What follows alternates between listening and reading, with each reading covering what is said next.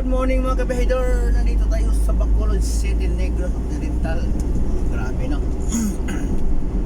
Parating lang natin kahapon ng hapon dito sa Bacolod. Tapos mamaya na naman punta naman tayo Iloilo. Ay, itong buhay na to pabalik-balik agay. Pero alam mo kabahidor, ang balikan ko Iloilo mamaya isang kliente lang.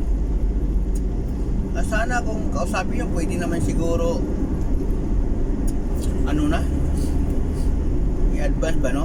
Halimbawa ang schedule niya 21, pwede ba dito ano na talagay sa 19 no? Kasi 19, 20 nandoon ako sa Iloilo. Kung i-adjust yun, hindi na pabalik-balik yung schedule. Kaso lang sila kasi may ano may power, kaya wala tayong magawa kabedor. Bilang empleyado, susunod lang tayo, no? Ako ang may ano nito, may pakinabang, no? Saka benefits kasi kung magbiyahe, kapahinga tayo doon sa barko, makatulog pa, di ba? At saka kaunti lang yung trabaho natin, mas marami yung biyahe, di ba? Pero para sa akin, mas maganda sana kung ma-adjust para hindi naman malulugi yung kumpanya, di ba?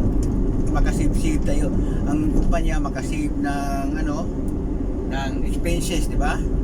At saka oras, di ba? At saka araw, kasi hindi na tayo kailangan mag-extend ng araw para balikan yun, di ba?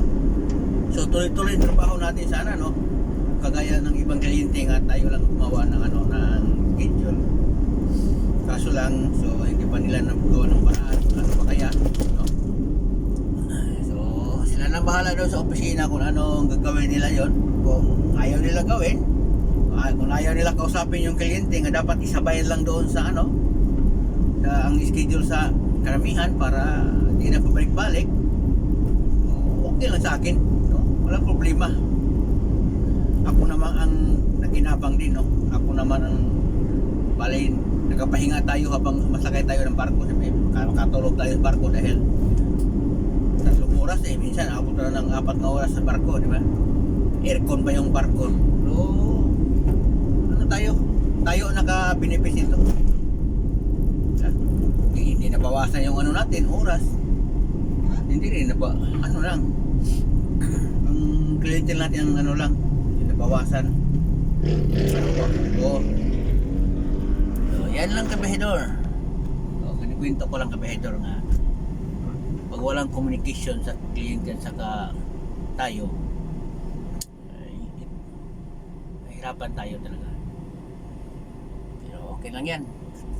Basta ako, kung anong desisyon ng kumpanya, susunod tayo. Empleyado lang tayo.